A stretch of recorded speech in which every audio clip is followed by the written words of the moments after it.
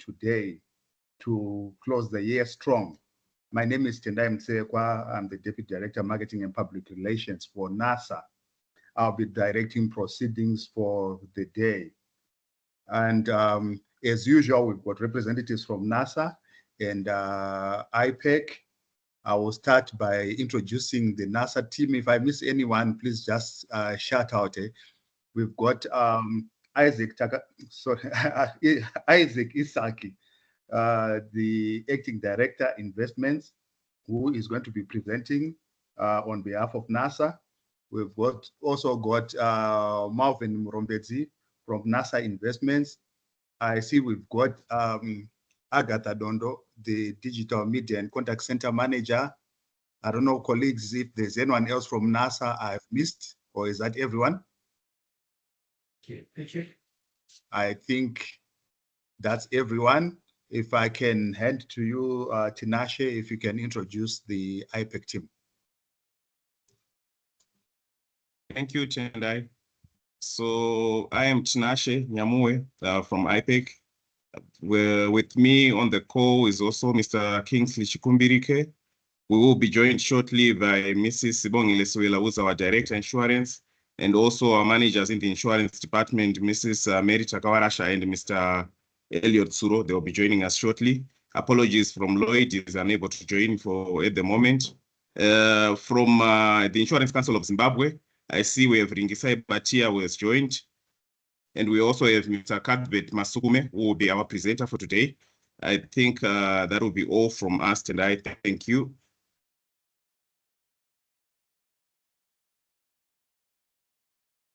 Okay, thank you very much, Tinashe, and welcome colleagues from the media, and welcome the team from the Insurance Council of Zimbabwe. Right, I think we can get started now. Others will join in as we proceed because I think we've given sufficient time. And a few housekeeping issues.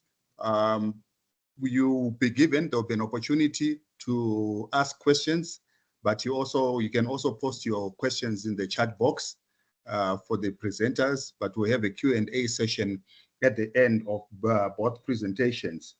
And if I also kindly ask that you ensure that your mics are muted so that we don't interrupt the presenter, and also ensure that your cameras are switched off for the duration of the presentation. So without wasting much time, I'll call upon Isaac Isaki, Acting Director, Investments for NASA, to take us through his presentation for the day. Isaac, over to you.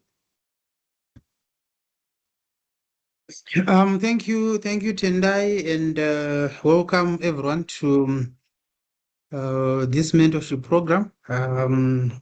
It's a pleasure once again to be having this conversation around NASA, around investments, as a way of making sure that we are all on the same plane in terms of how we do our investments. My presentation will follow pretty much the same outline as I have done previously, but with additional information or additional updates rather. So I don't know. I'm not beaming my slides. We can see it. You can see it. Okay. So generally, I will discuss why does NASA invest, where and how we invest, where do we draw our investment mandate, what are some of the key investments or achievements that we have made to date, and one of the other critical elements is how do we monitor and ensure that our investments are performing. Maybe a brief on NASA itself. NASA is a social security institution established through the NASA Act 1704 of 1989, whose mandate or whose mission is to be a world-class provider of social security by 2030. Our vision is to provide sustainable social security and promote occupational safety and health to all Zimbabweans through our responsive schemes. Currently, we've got the pensions and other benefits scheme, which is one of the most popular schemes of the two. and the other one is the Accident Prevention and Workers' Compensation Scheme, which is more like an insurance scheme. Yeah, so this is where NASA draws its mandate from. It falls under the Ministry of Public Service, Labor and Social Welfare, with two schemes that are running. So NASA itself is a partially funded pay-as-you-go. So essentially what this means is, in terms of our business model, our mandate is to pay benefits. But for us to pay benefits, we need to collect the money from all Zimbabweans registered under the schemes. So we collect, we use the proceeds from collections to pay off the benefits. The balance that will be remaining, we then invest is to create reserves for future payments. So that's our model, and the mandate of investment is to invest excess contributions over payouts in a way of providing real returns so as to grow these reserves in a sustainable manner. We draw our mandate specifically from the NASA Act, where in Section 29, it provides that our board shall hold a portion of every fund established in terms of the Act in a bank account for us to have liquidity to pay the benefits or deposits to the banks, which are essentially money market investments and treasury bills. And the remainder of these shall be investments approved by the minister and minister responsible for finance. So this is essentially speaking to the asset allocation and the investment policy statement that we have that is approved by the ministers from time to time. So this is where we draw our investment mandate from, where the investment policy statement then guides us in terms of where can we invest in what proportions. You will see later on in the presentation in terms of where we are invested as NASA. So this is the main mandate or the main terms of reference where our investment program is derived from. But we do have other guiding acts or other guiding references in terms of how we do invest. So besides the NASA Act, when we are investing, we abide by the Public Finance Management Act, specifically Section 48, which guides in terms of approval of the budget for all parastatals, including NASA.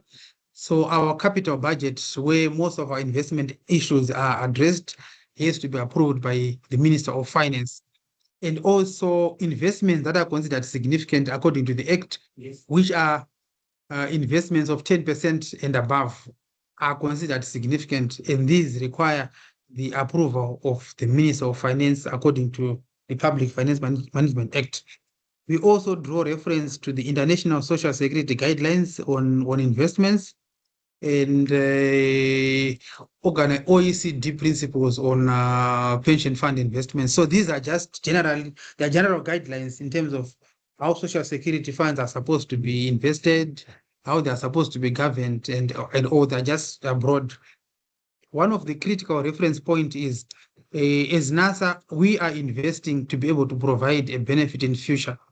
So we call that investment approach an asset liability driven investment program. We rely quite significantly on actuarial guidelines in terms of how we are supposed to be investing, for us to have a mesh between the liabilities that we are trying to fund in our investment program. So we do have actuarial valuations once every 3 years, a main valuation where the actuary does look at our investment program and provides recommendations in terms of are we invested properly. They also provide minimum return requirements in between the actuarial valuations. Because of the unstable economic environment, we have periodic desktop valuations. Again, they look at principally all these things, but on a more reduced scale. We also abide significantly to the Public Entities Corporate Governance Act 1031, which essentially provides guidelines around governance of investments and investee companies. So you will see later on when I discuss how we monitor our investments, we rely quite extensively on governance guidelines. We do have quite a number of significant investments where, as NASA, we appoint board members. So the appointment process, de-appointment, and monitoring of those investments relies quite extensively on provisions of the Public Entities Corporate Governance Act.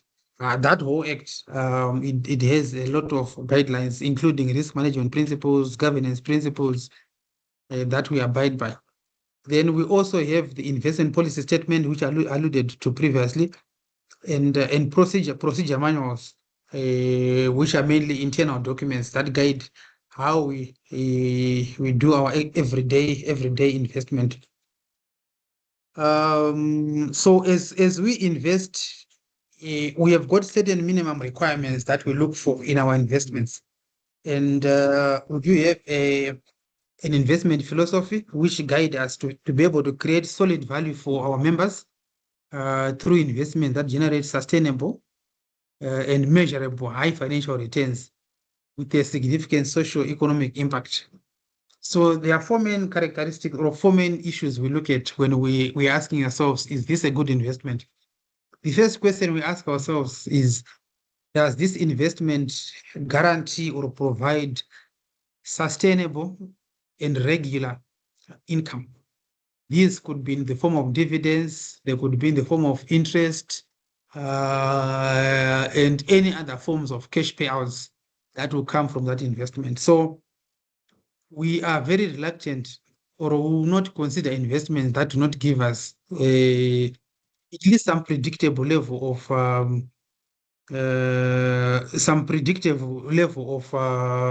of income. Then secondly, we also look at growth. The investment that we consider is an investment that provides a growth that preserves value. So a key metric is, does that investment growth match inflation? Can it also match exchange rate movements? Preference, our preference is for investment that provide a real growth in USD terms. So because of the environment, we have been migrating or moving our investments mainly into USD denominated investments, provide good returns. So when we look at these investments, we are very reluctant to go into long-term local currency investments because of the currency changes. So growth is one of the key targets where we look at capital gains and whether those returns are above inflation or above currency movements. We also have this third dimension, which looks at the impact. So here we are looking at investment in the context of, does this investment provide measurable national impact? This could be in the form of infrastructure, economic infrastructure like roads. It could be social infrastructure like schools. It could be job creation. It could be poverty reduction. It could be empowerment. It could be SME funding, solving various social problems. It could be import substitution, or it could be foreign currency generation in the form of exports. So we ask ourselves, does this investment contribute towards the national vision? Does it contribute towards NDS 1? Now we are going into NDS 2 in 2025. That's a key question. Ultimately, we then look at sustainability. Is this investment contributing towards sustainability of the NASA scheme? Does it help our pensioners in terms of benefits? Does it help in terms of contributions coming through? Does it help in terms of investment returns? And ultimately, can we vouch that this investment will support a NASA in 20 years' time, a NASA in future in 50 years' time? So ultimately, when we look at it, there are two competing needs: pensioner interest and national development. Our key priority is to service or to look at investments that sustainably look at pensioner interest with a balance on national impact. So our investments are basically diversified and spread across a number of economic sectors. That's economic infrastructure. We have got investments in health, water and sanitation, housing delivery. We do have investments in renewable energy, quite some in agriculture and agricultural value chain. We do have quite a significant real estate portfolio. Some are into mining, significant exposure in banking and insurance companies, and also a number of offshore investments. I'll take you through a bit more into where we are invested is NASA. So we've got shares on the Zimbabwe Stock Exchange, where essentially we in terms of the value of our portfolio, it commands between 7 to 10% of the market cap. So we are quite a significant investor. We also have shares on the Victoria Falls Stock Exchange. You will see in my next slide, I will take you through a few of those key investments and the percentage holdings we have. We do have a few offshore investments that we have done over a couple of years back. We are a significant investor in banks. When you look at NBS, 100% owned, FBC, 35% owned, CBZ, 23%. We also invest in various fixed income instruments, but because of inflation, our preference is for short-term fixed income instruments. Impact investments, I will discuss more on this. We do have quite a diversified property portfolio with 111 properties spread across in various subsectors, shopping mall, land banks, hospitals, hotels, and manufacturing facilities. And we also do have a number of housing projects. Let me take you through some of the key equity investments that we have. So we are essentially the major shareholder in Rainbow Tourism Group, which is into tourism. So the ones who currently operate the former Sheraton Hotel, they do have quite a number of other properties like Azambezi in Vic Falls, Rainbow or Victoria Falls. Then they've got RTG Bulawayo and a number of other properties. We are a major shareholder in First Mutual, where we control essentially 35% of that insurance giant, which is the second largest insurance company in the country, with its arms spread across property development, reinsurance business, life business, short-term insurance, and all other insurance aspects. We are also a major shareholder in FBC, controlling 35%. This is one of the leading banking institutions in the country in terms of profitability, deposits, and balance sheet. We are the sole shareholder, 100% shareholder in National Building Society, which is a leading building society, having been established in 2016. It's now commanding quite a fair share of the market. I think recently they won an award as the best building society of the year in 2024. We are proud of that investment and how it has, over this short term of its existence, acquitted itself in terms of performance, in terms of growth. We are a major shareholder in OK, controlling 19.40%. CBZ are indicated 23.29%. That's the largest insurance financial services group in the country. Because of our interest in agriculture, we have got an exposure in Sitco, where we control 11% in the Zimbabwean entity, and then about 6 to 7% of Sitco International, which is the African enterprise. ZHL 22%. Again, we are the second largest investor in that insurance giant, with its arms spread across reinsurance, short-term insurance, property development.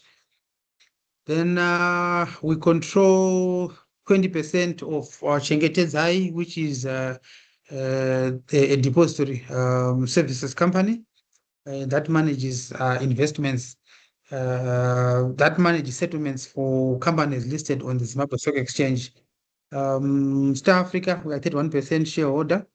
Then we do have other smaller shareholding, Delta and National Foods. Then in terms of one of our significant impact investments, in renewable energy.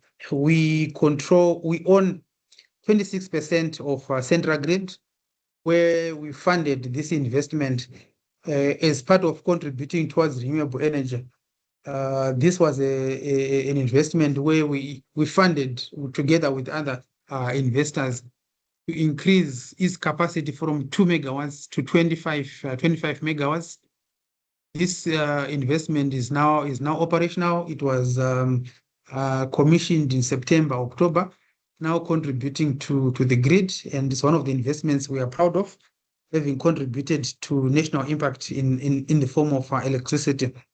We do have a number of property projects that we are running, where as NASA, we are the major shareholder. If you go to Chitungwiza, Makoni Shopping Center, you will see a shopping mall that is changing the face of Makoni Center. It's called, the company is called Mid White Pride, but essentially it's Chitungwiza Shopping Mall. We own 75% of that development. It's now 99% complete. We expect commissioning very, very soon. We control 36% of a company called Jubilee, which is a 56% shareholder in Joiner City. So indirectly, as NASA, we control, or we own part of the Joiner City, which has been doing well from an investment perspective. Despite it being in the CBD, occupancy levels are very high, above 70%. And then we, as part of our impact investing, we are in the process of constructing an SME facility in Mutare through a company called Sakuba Industrial Hub, which is going to house quite a number of SMEs as part of our investment into impact investing. We are also a significant investor in a shopping mall by Liberation City, where we control 72%.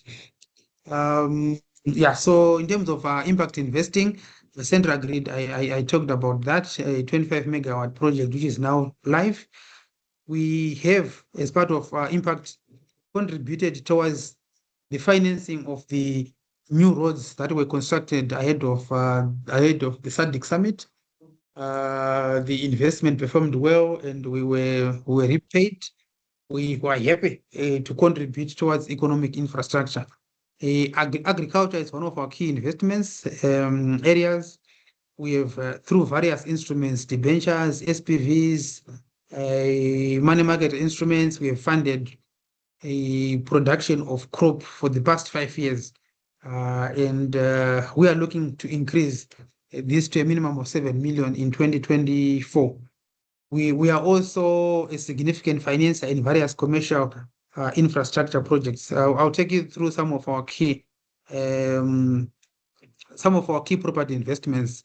Okay, these have been done over the years. Some are currently in progress, and some are already complete. So the iconic NASA House and Social Security Center, these were purely developed by NASA.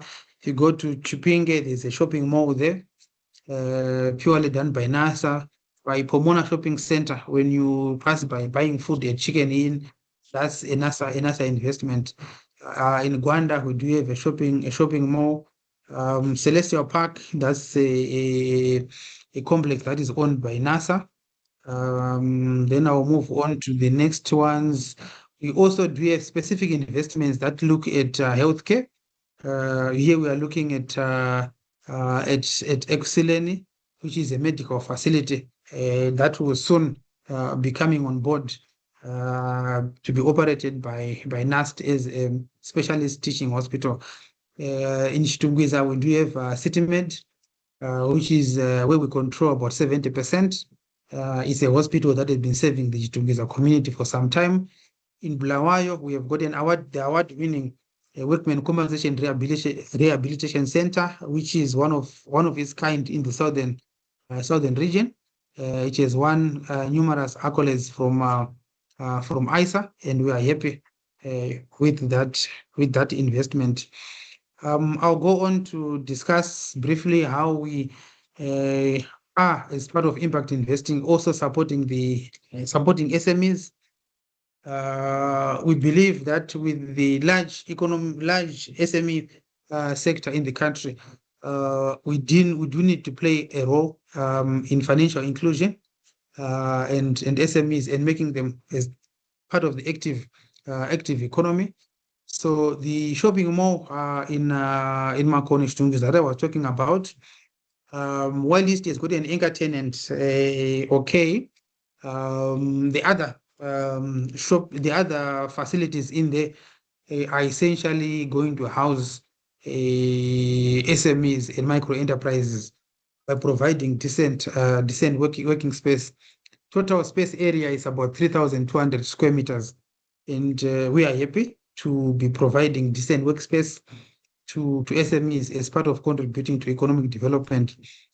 The Sakuba Industrial Hub, where we partnered City of Mutare, is a green market micro industrial hub specifically for SMEs.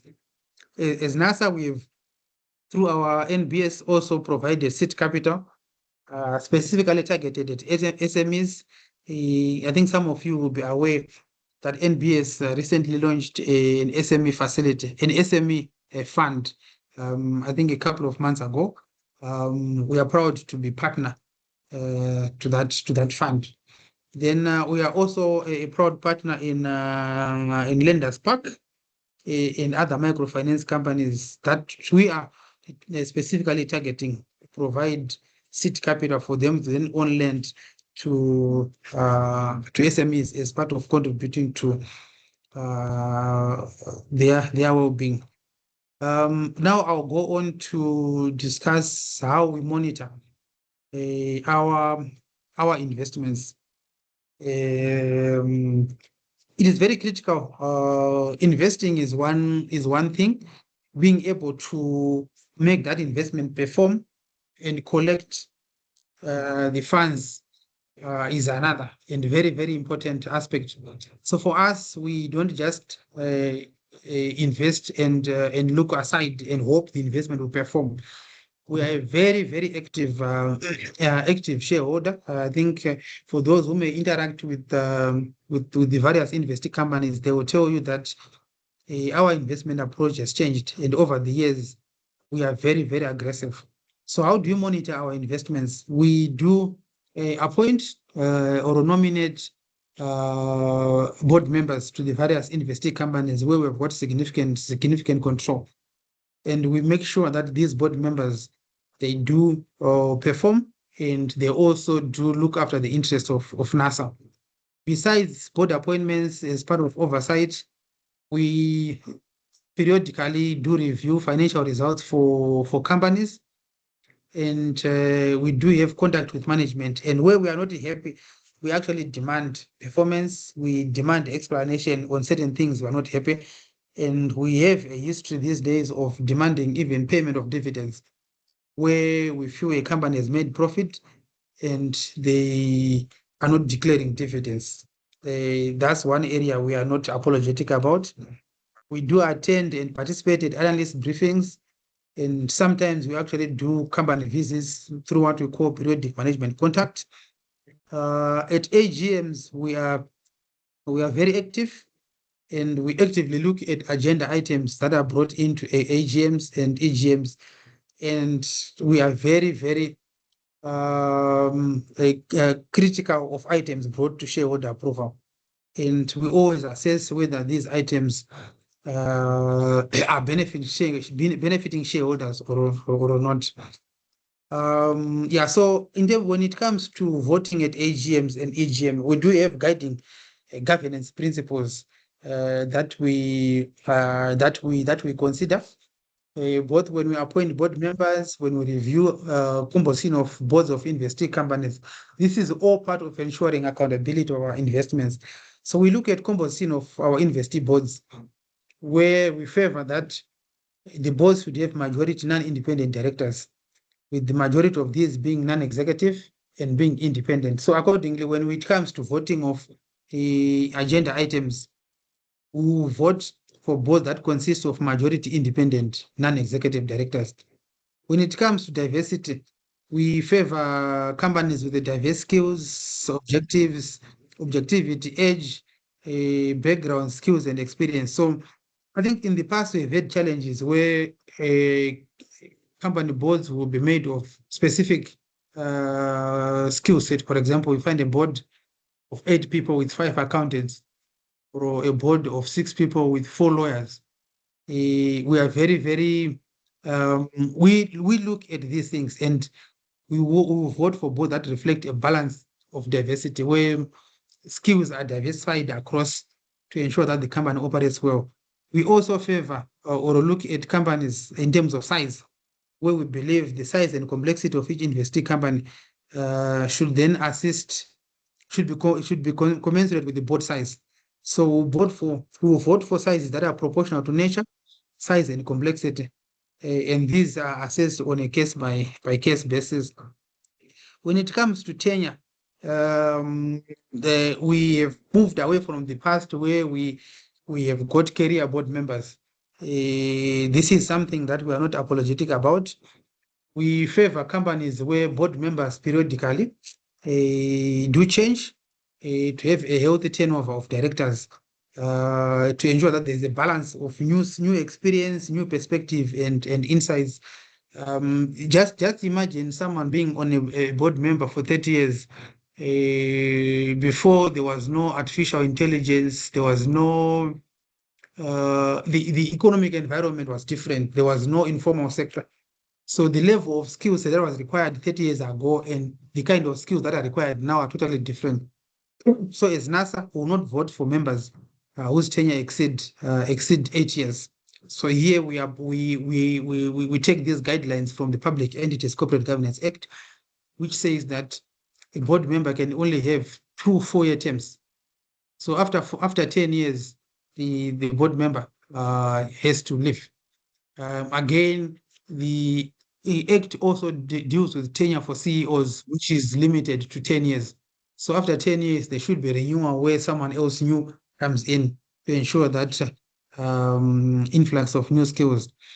We also look at time commitment, where the desire is to have board members who are dedicated with sufficient time to attend to the affairs of each investee company. So here, we do not vote for members who have got who sit on more than 3 different boards. So essentially, with more than 3 boards, our fear is a director may not have enough time to commit to an investee company. So we also want, when boards are being when certain board members are coming for re-election, we actually demand to see whether their performance has been evaluated and whether they qualify to continue on that board. Yeah, so on remuneration, again, we always demand a balance between rewarding executives and dividends to shareholders. So we are very much averse to companies that in a particular year they want to pay more to executives and employees in profit share than they would ordinarily declare to dividends to shareholders. So here we favor companies which declare more dividends to shareholders, and even if they're going to pay profit share, we do like companies that reward for good performance, but there should always be a balance.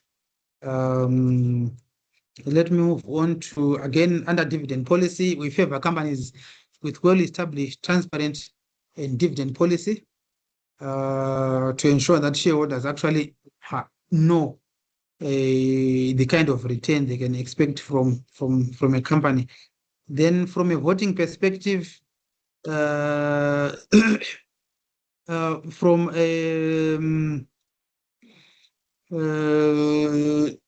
companies do bring share ownership schemes and other long-term incentive schemes to shareholders for approval. Our general approach is, while we do support this, we would want a balance between incentives to management that are not ambiguous, that are transparent, and also that are not too dilutive to us as shareholders. This I discussed. Re-election, I also discussed on that. Maybe I skipped a slide that discusses how we have performed year to date as NASA from an investment perspective. Despite a difficult operating environment, our investments have done quite well this year. Over 80% of the dividend that we received year to date have been declared in USD, which is quite an impressive feat. Our overall portfolio has grown by 35.62%, driven by growth in both our financial assets and also our property portfolio. And we are happy with that performance. Looking into the future, what are the key areas we want to look at? We want to continue to look at investments that contribute positively to national developments. So here we'll be exploring opportunities in infrastructure development, be it in roads infrastructure, be it in agri infrastructure, be it in renewable energy, be it in healthcare. We'll also look at continuously improving on governance of our investee companies. We introduced the proxy voting policy last year. There's still a bit of learning curve with our investee companies as they adjust to the new terms of our governance program. So we are continuously looking at how do we enhance the governance of investee companies ultimately for the benefit of our members. From our portfolio perspective, we are looking at enhancing performance by looking at how do we move around pieces in the portfolio, restructuring the portfolio. One of the biggest moves that you will see in the near future is execution of investment projects on some of the land bank that we hold. We're looking at a couple of shopping malls coming up. Also increasing investment into housing, specifically servicing of stands in partnership with NBS. So ultimately, I would say looking ahead, the future is bright. And as NASA, we look forward to contributing to national development. This was my presentation, Tim Tendai. I'm ready to take any questions. Thank you very much, Isaac, for that very comprehensive and forward-looking presentation, which I'm sure will provoke quite some questions from the journalists. But I'll ask you to hold your horses and invite the next presenter. I hope I got the name correct. Is it Mr. Cuthbert Masulume from the Insurance Council of Zimbabwe, who's going to speak on agriculture insurance? I think this is a very topical subject, bearing in mind the climate change issues, and even as we are looking into the 2024-2025 agriculture season. I also noticed, I think on the platform, on our WhatsApp group, I think it was Catherine who mentioned the importance of insurance. She showed pictures of some tobacco crop that had been destroyed. I think just during this past week here, I think it's somewhere in Mashonaland Central or Mashonaland West that was destroyed by a hailstorm. And so I think this issue of agriculture insurance will also address issues that were being discussed on our WhatsApp group. So Mr. Masulume, I hand over to you. If I got your name wrong, please correct me. Thank you. Okay, so thank you and good morning, colleagues. So confirm you can hear me? Yes, I can hear you, Mr. Masukume. Okay, great. So yes, the name is actually Cuthbert Masukume and not Masulume, but you were quite close, but the name is Masukume. So I'm the managing director of AFC Insurance Company, and AFC Insurance Company is a member of the Insurance Council of Zimbabwe. and we are regulated by the Insurance and Pensions Commission, which is IPEC, and I believe we have representatives from both IPEC and ICZ on this platform. But allow me to also thank the speaker who has just concluded that impactful presentation. I think it was quite enjoyable to follow and to learn the great things that NASA is doing in terms of building this nation and supporting businesses in insurance and across all the other classes of business out there. So thank you for that presentation. I'll probably just mention a little bit about the Insurance Council of Zimbabwe, what it is, and how it actually runs its affairs. So the Insurance Council of Zimbabwe is an association or a council or a body composed of all the regulated insurance companies in Zimbabwe. Membership to this council is actually voluntary. So if an insurance company is actually licensed by the regulator, which is IPEC, they can apply for membership to join the Insurance Council, and that's what forms the Insurance Council of Zimbabwe. It exists to protect the interests of insurers as well as the public in terms of people who actually buy insurance. It's a self-regulating body. So amongst ourselves as members, if you feel our member is not behaving well, we sort of call each other to order. And this is essentially done to create a good and a solid insurance industry. So in addition to insurance companies, the Insurance Council also has your reinsurance companies that operate in Zimbabwe. So currently there are close to 20 insurance companies and 8 to 10 reinsurance companies that form the Insurance Council of Zimbabwe.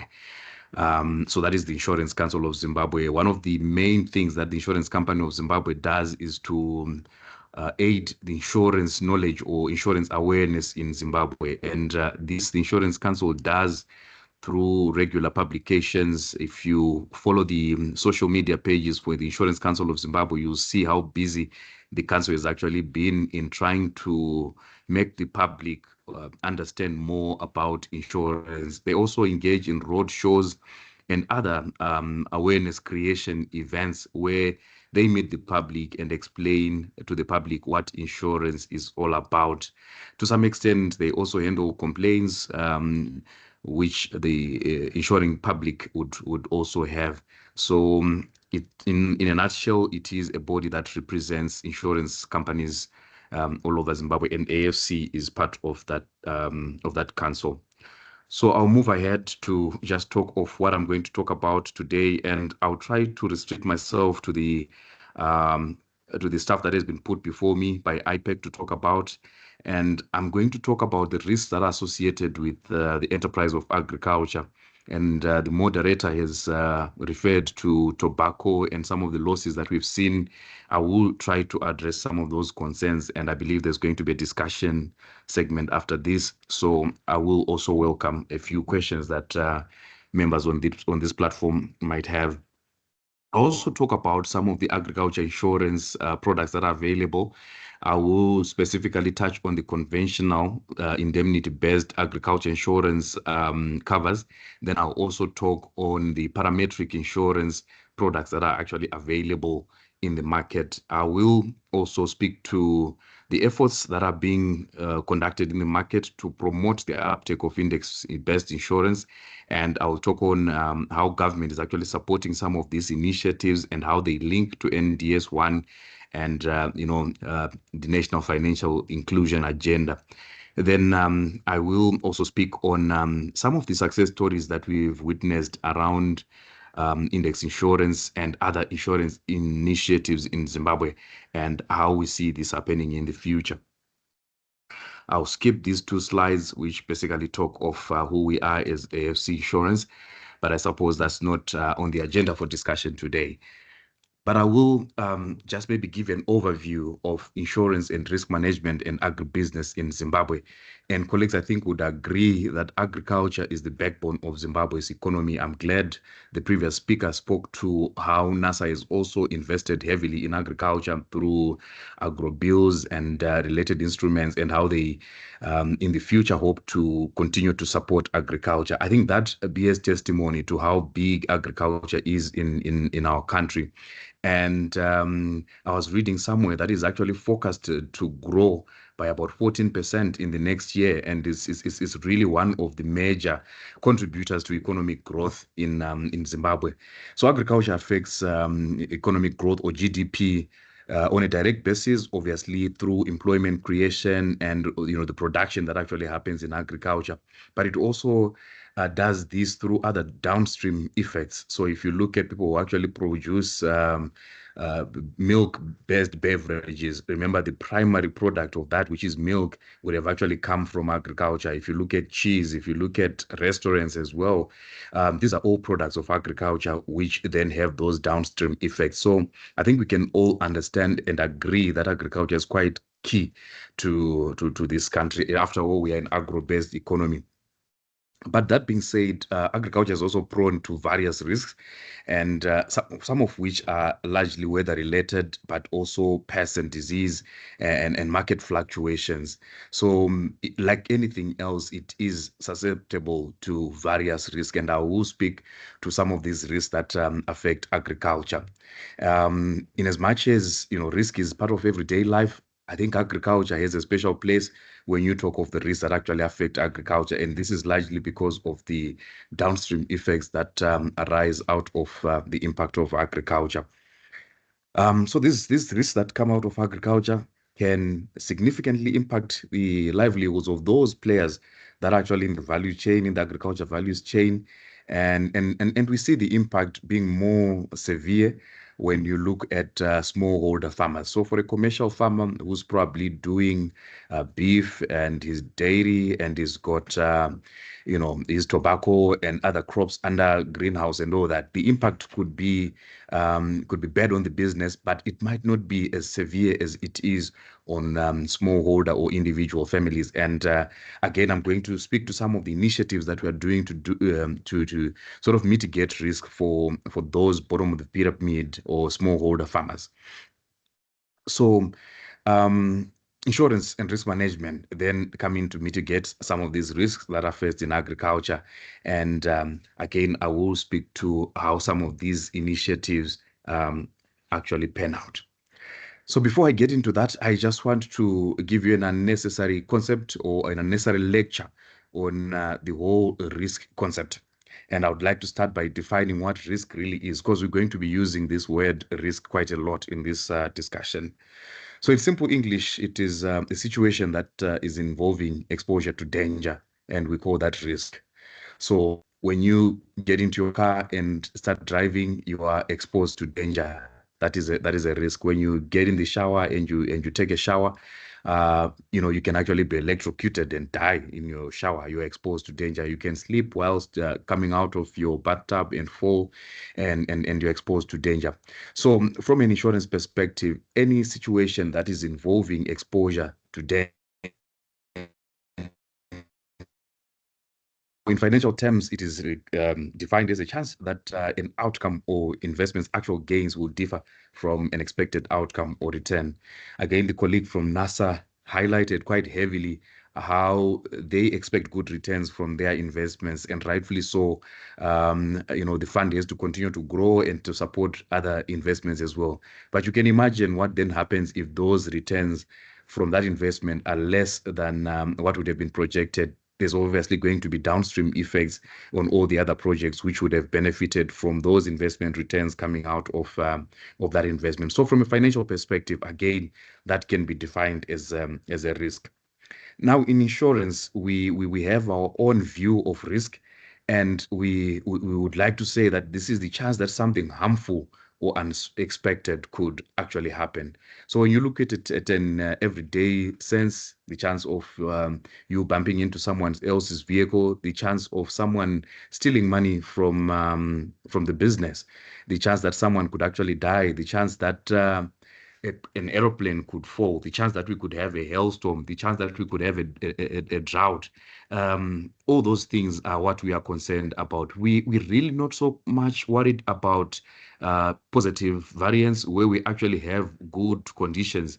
The chance that you arrive there safely, for us, we are not worried about that. The chance that you pass an exam, we're not worried about. So insurance is mostly concerned with the chance that something harmful or something that stops you from achieving what you want to achieve happening, and that's the real basis of risk in our perspective.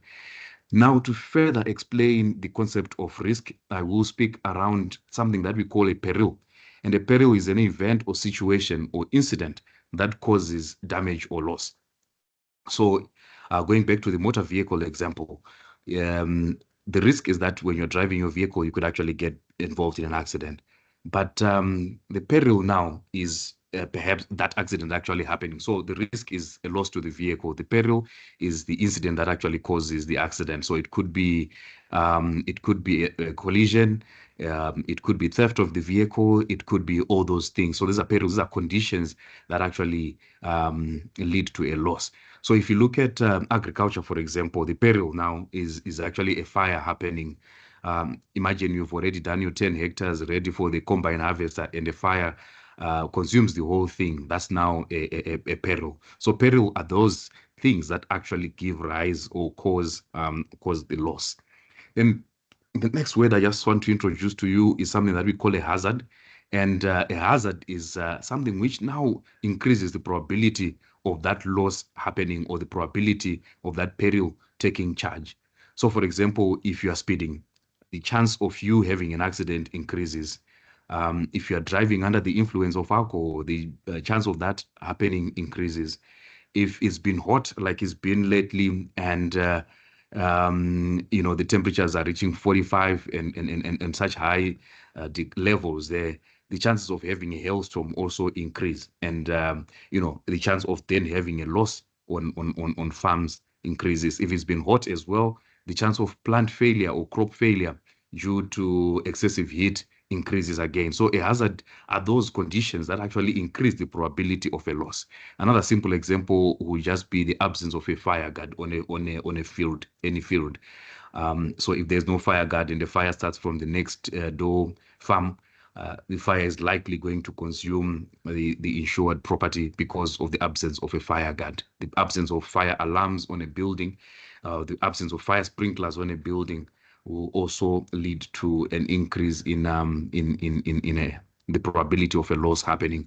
So those are just some basic concepts which I thought I would introduce before we get to really take a deep dive into agriculture insurance. So I'll move on now to talk about agriculture value chain risk, or risks that are actually associated with agriculture. And as already alluded, agriculture is susceptible to quite a lot of risk. And some of these risks, or most of these risks, have an impact on the outcome, on the yield that the farmer actually gets. And the idea behind insurance of agriculture risk is to then mitigate some of these losses that come out of agriculture. So some of these risks, weather related and climate changes, I think these are some of the things that actually induce or cause a lot of these losses that we've seen in agriculture.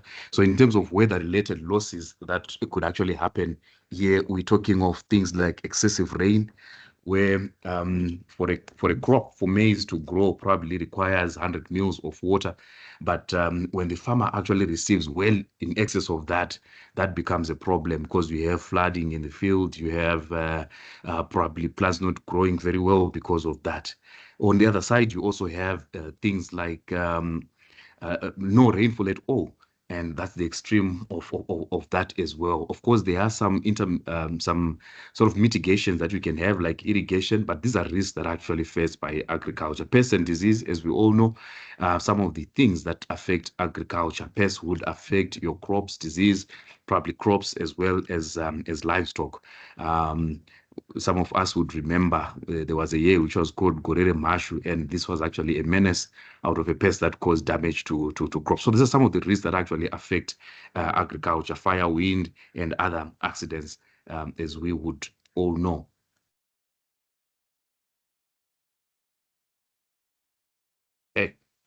So how do people or players in agriculture respond to these risks that are affected, or how generally do people respond to risk? And I'll just give you 5 risk response measures that generally people take. The first one is risk avoidance. So after being aware of all those risks that are in agriculture, one reaction that a farmer could do is basically to avoid the enterprise of agriculture and not invest in agriculture.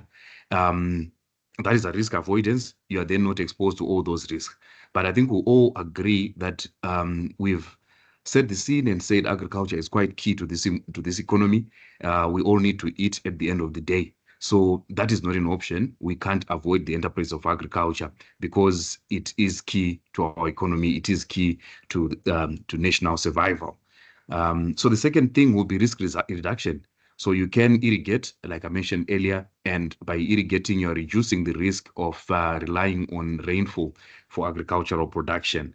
That is another response that you can have of risk reduction, putting a fire guard, putting all those measures that actually help reduce the impact of the loss. But as we all know, you can do this to a certain extent. I'm aware of farmers right now who are facing a serious challenge because the dam levels have greatly depleted, and in as much as they would want to irrigate, chances of irrigating now are no longer there because of the rainfall. And thank God we had this recent rain downpour, which hopefully has contributed to some increase in dam levels. You can also spread the risk and avoid putting all your eggs in one basket. So instead of only doing tobacco, you're doing maize, you're probably doing another crop in winter, you're also doing livestock, or you're even doing other unrelated or uncorrelated business ventures like mining, for example, just to spread the risk so that if agriculture doesn't perform very well, you still have a good exposure in or good returns in other sectors. Another way of responding to risk is risk acceptance, where you choose to live with it and say, okay, if there's going to be a hailstorm on my farm and 10 hectares out of the 50 hectares is going to be destroyed by a hailstorm, I'll be okay with that. I'll still be able to make a profit at the end of the day. You can choose to leave it. But we all know that when risk strikes, at times it strikes to a very huge level that it might exceed what you'd have hoped that it will do. So the impact may be far more reaching than what you'd have projected. So again, risk acceptance is not an option. But the final option that I would like to speak about is risk transfer. This is where you have someone else bear the cost of that risk through a contract such as insurance. And I'm going to go deep into how that concept, the last part of that concept, which is the risk transfer model, actually works. So the risk transfer model happens when a lot of risk exposures or a lot of people who are exposed to various loss-causing events pull together their resources towards compensation of the few unfortunate ones who suffer a loss. So let's imagine all the farmers in Zimbabwe. And if one farmer is doing 10 hectares and the production cost of maize, let's assume, is $1,200 a hectare. So that would be, if my maths is right, that would be $12,000 investment on that 10 hectares. And if that 10 hectares is to be consumed by fire or whatever peril that we have discussed already, it basically means that individual farmer has suffered a loss of 12,000. And for one individual farmer, we believe that it is quite a lot. But you can imagine if that same 12,000 loss is going to be shared amongst 100 farmers, it basically means each farmer is contributing $120, and they all together raised $12,000 to compensate that individual farmer who has actually suffered a loss. And this is basically how the insurance model works.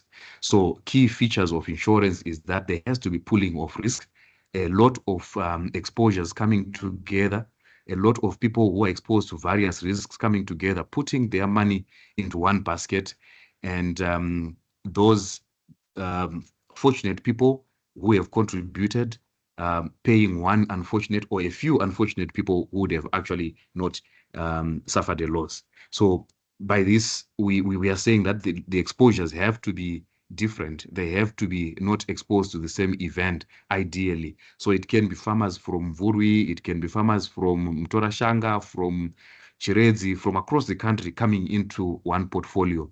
And when that happens, if a hailstorm hits the headlands area, we know that the contributions in that pool are sufficient to take care of the losses that would have actually occurred in one locality. Just moving ahead, some of the key elements that we want to see for insurance to work is the law of large numbers. There has to be a lot of exposure units. So it's difficult to arrange an insurance program which is only covering 2 or 3 people or 4 people or 10 people in the example that I've given.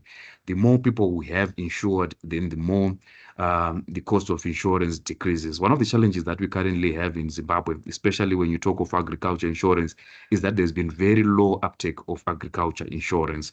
Agriculture insurance premiums contribute, I think, less than 3% of the actual premiums that are written in the market, 3 to 6% of the premiums that are actually written in the market. And one reason for this is because farmers always view crop insurance as being expensive. And the reason is because insurers do not have the sufficient volumes or the sufficient pool from which to pay losses. So as the pool size increases, as the number of people taking out insurance, the cost of insurance reduces. Mathematically, this is really because of the function of probability. So the probability of loss decreases as the number of exposure units increases, the number of insured people increases. So one fundamental basis for insurance to work is also that the premium has to be economic. Going back to my example of 1,200 value per hectare, if the insurance premium is going to be $1,000 to cover an exposure of 1,200, then that's not economic. But if the premium is going to be $120, or if the premium is going to be, let's say, $50 against a 1,200 exposure or risk, then that is economic. So the premium has to make sense. And that's one key ingredient of insurance to work. The payout also has to be significantly more than the premium that the farmer would have received. So if a farmer pays a loss of $10 and the claim is actually $10, mostly farmers would not see the value of insurance. And I'll speak of some examples or some cases that we've had in the past and how these losses have actually been paid. Insurance also has to give you peace of mind, and it does give peace of mind. So after the purchase of insurance, you don't need to worry about a hailstorm happening. But anyway, I think once insured, the farmer or any insured has to act responsible, even if they already have insurance. It also has to guarantee business continuity and aid to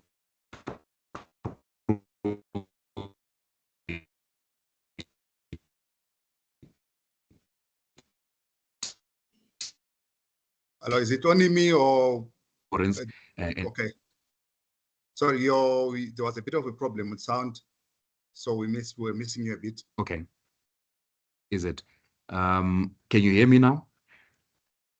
Yes, it's clear now. Can you confirm it's clear? Okay, great. So just feel free to interject whenever you would have lost me. It could be an issue with the Wi-Fi connection.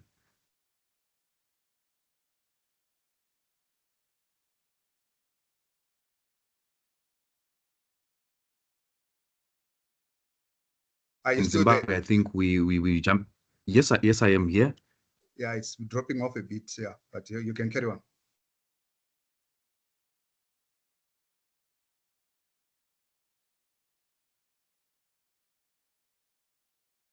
Hello.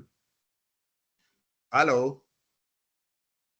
Yes, I can hear you, but confirm if you can hear me as well. Yeah, but it's kind of broken. I don't know what is happening that side.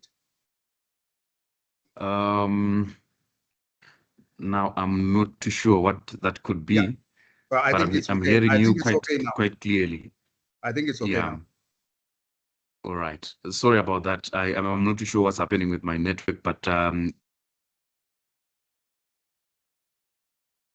feel free to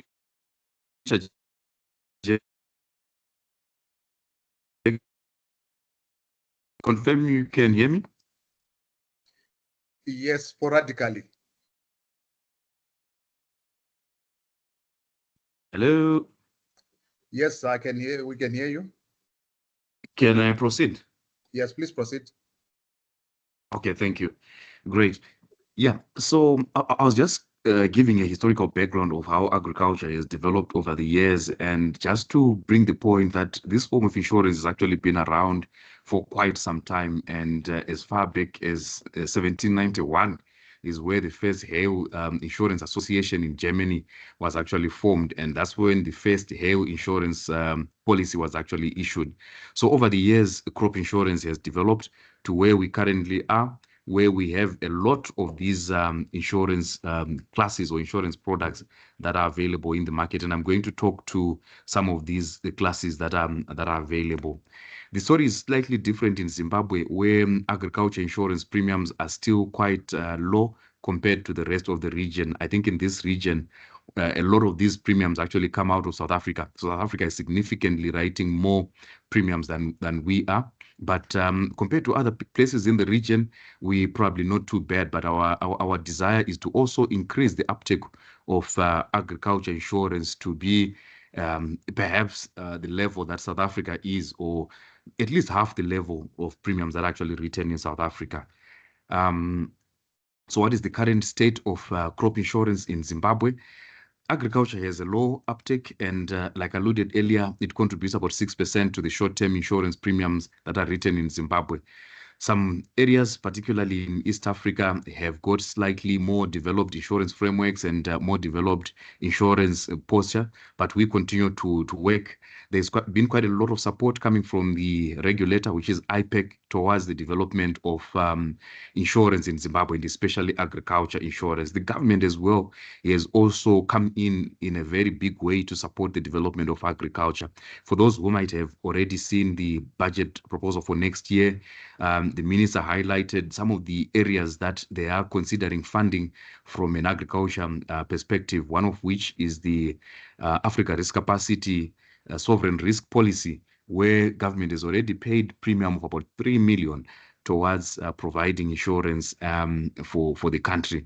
The government has also mentioned that it's going to be supporting insurance awareness campaign, especially following the success of the Goromonzi Farmers Basket pilot. And these are some of the initiatives that the government is doing. And again, I'll speak to that pilot, the Goromonzi, later on in the presentation. So currently, insurance products are available for across all the classes of insurance, from your communal or resettlement A1 to even your commercial farmers. So we do cover all kinds of farmers. The crops that agriculture insurance would cover. Confirm, moderator, you can still hear me? Yes, we can hear you loud and clear. Great. All right, great. So the types of assets or things that currently provided for cover from an insurance perspective will include all your field crops, or most of the field crops that are grown in Zimbabwe. You mentioned tobacco earlier, and I would like to confirm that tobacco insurance is one of the most common insurances that is actually available. Maize as well, wheat, and even your winter crops. From a livestock perspective, all or most of the livestock that is grown for commercial purposes is actually covered. And there are also some specialist classes that we are seeing in the market, like aquaculture. There's quite a lot of people who are into fisheries now, and there are insurance solutions that actually cover that. There's a lot of crops that are being grown under greenhouses, flowers, and all those things. These, again, are covered by insurance. And we also extend cover to include your farm infrastructure, your center pivots, all that property that is available there can actually be covered by insurance. I'll then move on to speak around how these insurance classes are provided, or how cover for these insurance, for all these things that are covered by insurance, is actually delivered or is actually provided. The first and traditional way of doing this is what we call indemnity-based insurance. Indemnity simply means restoring someone to the position that they occupied immediately before the loss. I'll start by giving a motor example, then come to a crop example. So if you own a Toyota Vitz, and your Toyota Vitz is worth $5,000, and the Toyota Vitz is involved in an accident and is a total write-off, the concept of indemnity simply means that we either give you $5,000, which is the value of that vehicle which is damaged, or we go in the market and buy another Toyota Vitz for you and we give it to you. or we go and repair that Toyota Vitz until it's in a position that it was in before the loss. So indemnity is simply restoring the insured person to the position that they occupied immediately before the loss. From a crop perspective, if a farmer grows 10 hectares of maize and there is a fire, and the fire burns down 5 hectares out of the 10 hectares, and the farmer had taken out an insurance policy based on the production cost of $1,200, the insurance policy or is the insurance company is simply going to send a loss assessor who's going to determine the extent of loss suffered by the farmer. So in this case, if the loss is 50%, the farmer is going to be compensated 50% of the sum insured, which is 1,200. So the farmer is going to get a payout of $600 for that loss that they would have suffered. Obviously, there are excesses and other deductions that would normally apply to that insurance policy as per the insurance contract. But basically, what is happening is the farmer or the insured is restored to a position that they held immediately prior to the loss. So this form of insurance or this form of model of providing insurance is provided for almost all the classes of insurance that we mentioned earlier. So if it's a tobacco crop, you are simply getting compensation for what has actually been damaged. If it's for a cow, getting compensation for that cow that has actually died. But moving away from indemnity, there's been the introduction of what we call parametric insurance solutions. And parametric insurance solutions are really, I would say, a statistical measures of viewing a loss and simply saying, we agree at the onset of the insurance contract that these are the benchmark conditions that are supposed to prevail for crops to grow. And should there be a divergence from this benchmark, then the insurance policy is triggered to make a payout. So the first thing is you need to have historical data of how something has been performing. And whenever there's a divergence from that historical benchmark or best case scenario, then it triggers a claim payout. So this model of insurance works on, firstly, on satellite-based data. So because of the volumes of information that have been received via satellite, we can actually know that in Nyazura, there's so much rainfall that is received on average in every season. And this is the benchmark rainfall for that season. But whenever less than that benchmark is actually received, then you can actually have an insurance policy which is based on that satellite data, ensuring the risk that the rainfall is going to be less than what is received, and it is based on satellite data. The other way of looking at it is also by using weather station-based data, where you go to each area, you place a weather station, and the weather station is actually measuring the weather conditions prevailing in that environment. And you come up with a benchmark based on that recorded data. And whenever there's a divergence from that benchmark, the insured benchmark, then there is a policy trigger and there is a claim payout. The last way of providing parametric insurance is what we call an area yield index insurance. And with this one, you are looking now at the benchmark yield for a farmer. So a farmer in Mvurwi would probably be achieving, let's say, 1 ton per hectare when all the conditions are ideal, and would want to then say, should there be excess rainfall and my yield falls down to 500 kgs from the 1 ton, which is 1,000 kgs, then I have made a loss. So you have a benchmark. In this case, the benchmark now is the actual yield.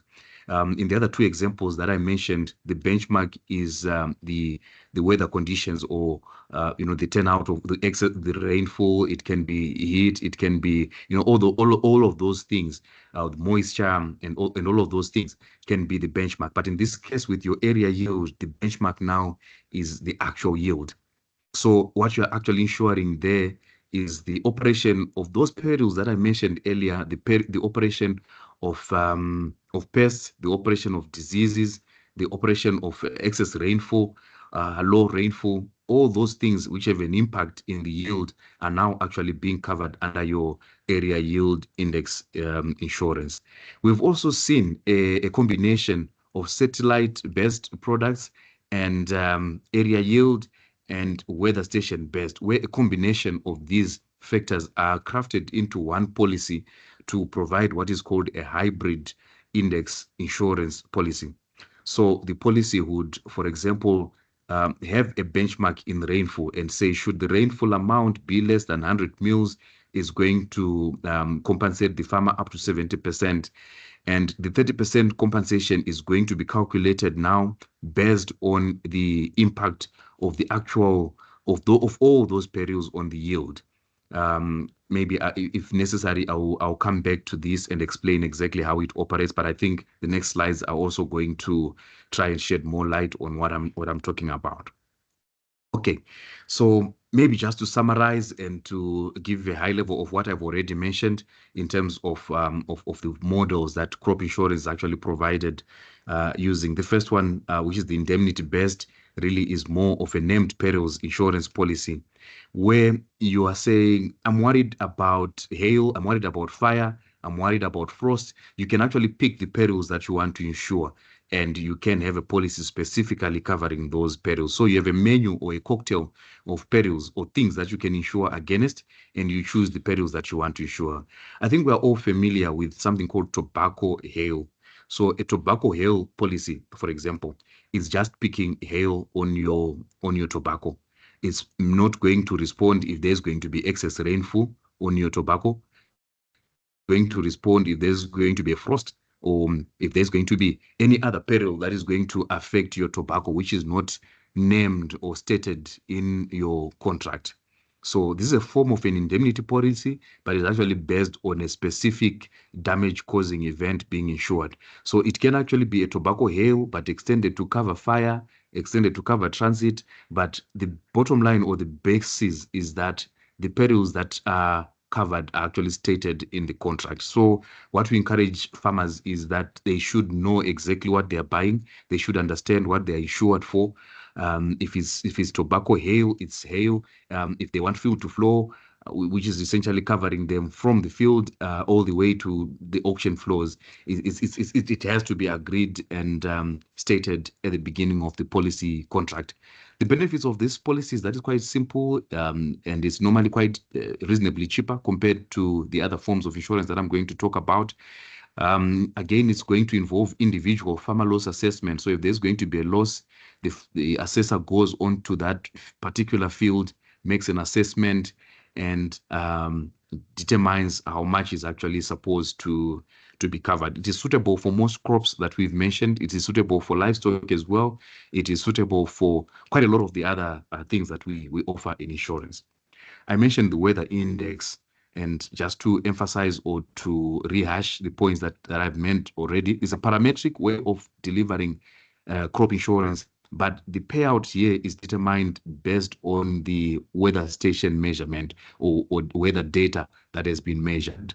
So an index is triggered when a certain level of conditions is met or exceeded, and that's what triggers the payout. It's simple in the sense that you already know that if my policy says for every 10 millimeters of rainfall less than the benchmark that I'm receiving, it's translating to a 10% compensation. So whenever you know that I received 90 millimeters, you know that's translating to a 10% compensation from your sum insured. So if you receive a 50% negative variance in your rainfall, you know that my compensation is also tracking that sort of compensation. Of course, there are quite a lot of other considerations that come into insurance contract, but it can be as simple as I put it to say, should there be a variation of this magnitude, then it translates to this variation of magnitude in my payout. The simple understanding of weather index is that the divergence of those conditions has an impact in productivity. So if I'm receiving less rainfall, it means my yield is going to be less. So the compensation is really to cover for that anticipated reduction in output based on the conditions. area yield, as I have already alluded, is really more now looking at the actual yield or the actual output or productivity of the field, and it's saying if there's been a variation between the 1,000 kgs per hectare and the actual output, then there's compensation, and that's how it actually happens. So I won't really talk so much around this, but a crop insurance policy typically covers the losses that happen on the field and pests and diseases and all those things, as I have already alluded. From a livestock perspective, we cover things around accidental death. So if a cow is hit by a car and actually dies, then that is covered. If a cow falls from a milking parlor, or maybe it's during transit as well, and it falls, there are quite a lot of accidents that can happen on the farm. We know of a claim where a cow was actually bitten by a stray dog and it died. So there's quite a lot of things that can actually happen to cattle. Some ingest plastics and all those things, and they actually die. And, that causes loss, and insurance is there to compensate for that. Fire, lightning, disease, snake bites, theft. I think we've seen quite a lot of theft cases for livestock, and these are perils that an insurance policy is going to cover. So the role of agriculture insurance, in my opinion, really is to provide financial protection, to help farmers invest better, to help farmers go through the enterprise of farming better. It helps them access financing or loans better, because financiers would know that should there be a loss on the farm, they can get compensation from insurance. It also provides a basis for farmers to grow. One of the things that commercial white farmers have actually done better than most of the small older farmers is because if you do farming for 2 seasons and you have a huge loss on your farm, you definitely don't have the strength to go back, and you still have financiers on your back to pay them.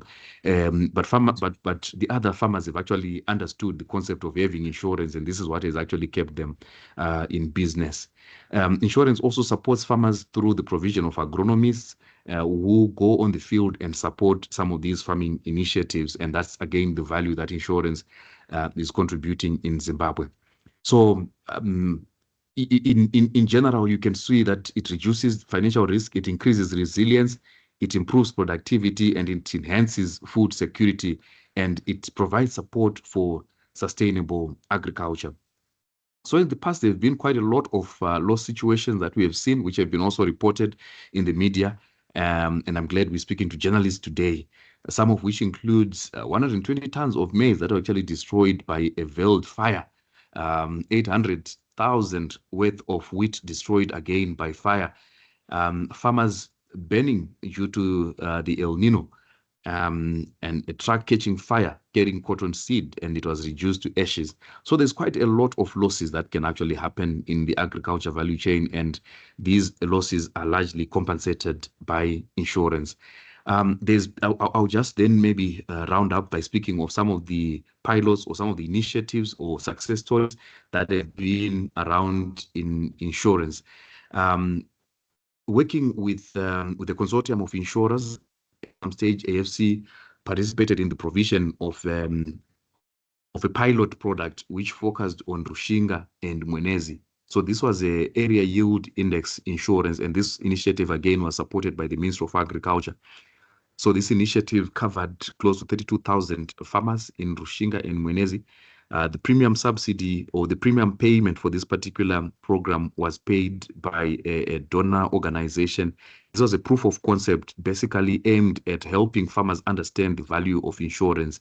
And knowing Rushinga and Mwenezi, they're quite dry regions. I think they're largely made up of region 5 areas. So the yields in that area and in that year were quite low, and a payout of $132,000 was actually made from insurance towards the compensation of farmers from that area. There's been quite a lot of other pilots which have been rolled out by our members of the Insurance Council of Zimbabwe, covering quite a lot of areas. Last year, there was another pilot which was done by the Insurance Council of Zimbabwe, working together with the insurance regulator, that is IPEC, and this covered Goromonzi. And this pilot covered 1,000 households or 4,000 farmers in Rushinga. The premium payment or contribution by each farmer was $15. And after the season had gone through, and this is the El Nino season, a payout of about $65 was made to each of those participating farmers. So this just goes to explain the concept that I mentioned earlier of pooling of resources, where here we actually see that the farmers paid a premium of $15 but received a compensation of $65. So having seen the success of this pilot, government has vowed or has promised to support this initiative, and with that basis, we are now working on upscaling this pilot not only to cover Goromonzi but to cover 8 other districts in the 8 provinces, agricultural provinces of Zimbabwe. To this end, there's been a roadshow which has just been aimed at trying to increase insurance awareness in those districts, and efforts are underway to enroll farmers or to onboard farmers onto this program. So the product is called the Farmers Basket and is being rolled out to other provinces outside Goromonzi or other districts outside Goromonzi. So, ladies and gentlemen, I think that is my my brief, and I hope I've been able to address the issues that I've been requested to address. I hope I've been able to explain how insurance operates and how the government has actually been supporting these insurance products. Maybe just to mention that the product that I mentioned in Goromonzi is a smallholder product and was covering 1 hectare per farmer. And going forward, we want to work more with a lot of these smallholder farmers and increase the uptake of insurance. Moderator, I think I can end here and pause for questions and contributions. Thank you. Thank you, Mr. Masukume, for a very comprehensive presentation. I think the onus is on us and on the media to inform and educate the citizens of Zimbabwe on the importance of ensuring agriculture insurance. Being an agro-based economy, there's a lot of risk that people are taking and resulting in losses on an annual basis, and so the responsibility is on us, which is why we have this journalist mentorship program. And I'm now going to open for questions from the 2 presentations that were made. Yes, you can raise your hand, but I'm going to start with, there's a question that was put in the chat box from Prosper Ndlovu, which is, with all these mega high impact investments, NASA should be paying its retired members handsomely, but we always hear complaints over the poor monthly payouts. Why is this so? Okay, this one I'll take team with Isaac on it, but I will take 2 other questions, one from Mtandazo and then from Shingere Wambe, in that order. So Mtandazo, you can ask, followed by Shingere Wambe. Okay, all right. Thank you so much, Mtandazo from Zimbabwe Independent. Isaka spoke about some malls and some projects that NASA is looking forward to invest in. So I wanted to find out, in terms of your capex for the coming year, how much are you planning to spend, and compared to this current year, how much did you spend? Thank you. Straightforward, Isaac. Take note of that one. Shingirai.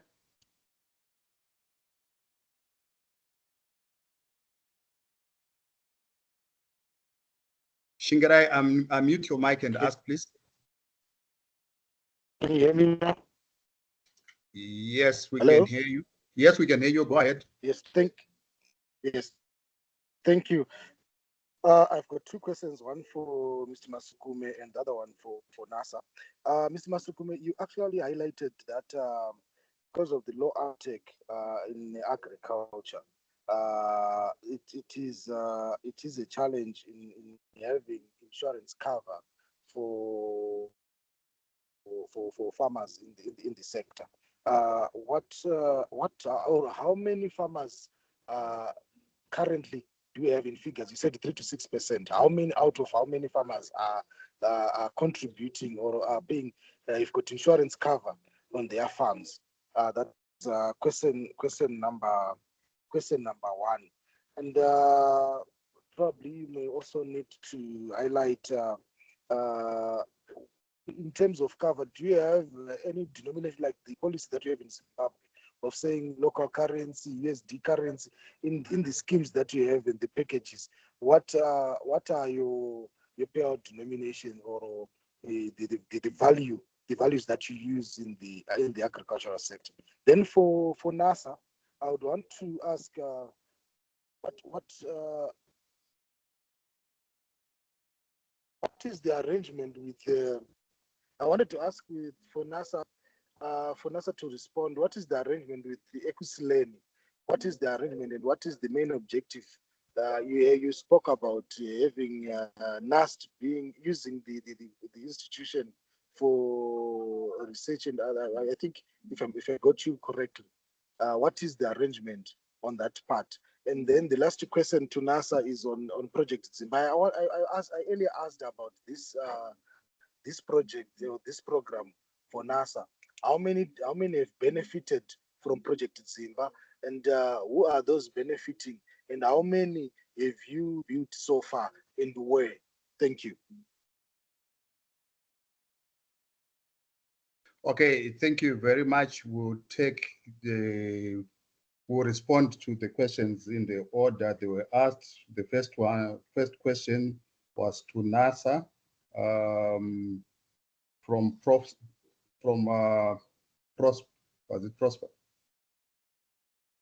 Yes, from Prosper, talking about why NASA is making low payouts. I think I would like to refer you to a previous presentation that was made by Mr. Shepard Umperi on NASA benefits, which clearly articulated the structure of the pension industry in Zimbabwe. I will just summarize for your benefit, Prosper, and for the benefit of other colleagues as well. NASA is part of the pension fund ecosystem, and NASA provides a social security. The way NASA was constructed was to coexist with occupational pension funds. Okay, and if you look at the contribution rates that contribution rates to NASA, it's like we pay the maximum. It's 9% split equally between employer and employee, which is 4.5%, and is subject to a pensionable ceiling. And then if you look at the actual that NASA is paying out, I think at the moment, the minimum pension that NASA is paying out is $60, split $50 in USD and $10 equivalent in ZIG. And I would really challenge journalists, the media, to interrogate, to see, to make a comparison, bearing in mind, factoring in the contribution rates that people are paying. Yes, we may have a pensionable ceiling of $700, but very few people are even earning the equivalent of $700 US. So you'll find that the contributions that are being made to NASA are relatively low, and one would not reasonably expect NASA to be like your to act as a substitute pension fund to perform a role that it was not designed to perform. I think maybe the question that the media could be asking is maybe to see there's a crisis of expectations. People are expecting a lot more from NASA, yet it was not designed for it. Probably it's time the construct of NASA was revisited. And you know, NASA was created through an act of parliament. It means the NASA Act would need to be revisited so that it is able to perform to the expectations of its customers. We know of the stories of what happened to it's not a secret, of what happened to the pension industry in Zimbabwe. A lot of schemes collapsed. Even IPEC has been speaking about, you know, dormant schemes, some that have been collapsed, some that collapsed and all. So there is a whole lot more that needs to be interrogated in terms of the pension industry. But I would say that the $60 that NASA is paying minimum, that is the minimum for retiree pensioners, is quite competitive when you compare with what is prevailing even in the region. I think NASA and Zambia pay the highest minimum, which is at $60. And yet, when you look at it, NASA is, when you look at how it's structured, you know, other schemes in the region, they will start paying out after 15 years of contributions. With NASA, we start paying out after 10 years. other schemes they've got, they don't have an insurable earning ceiling. It's levied on the total income, and you will find that the contribution rate is as high as 20%. And yet, when we look, we are comparing with peers in the region. You see, NASA is actually paying quite competitively. So these are some of the issues that we would want the media to interrogate. And again, I say I refer you to the presentation that was made by Mr. Muperi on NASA benefits, on NASA social security scheme. If you don't have it, we can always recirculate it. So we can always send it to you so that you can get the gist of what I'm trying to say here. But for Isaac, I think you can take over. I think really for you, it's like, what is NASA's, how are investments contributing to NASA benefits? I know NASA, like I highlighted, that we are paying in US dollars, but when you look at what is coming in, it's not like NASA is raking in a lot in terms of US dollars, but quite investments is playing a significant role there. Isaac, if you want to take over from there. Thank you, Tendai, for that comprehensive response on the low benefits levels.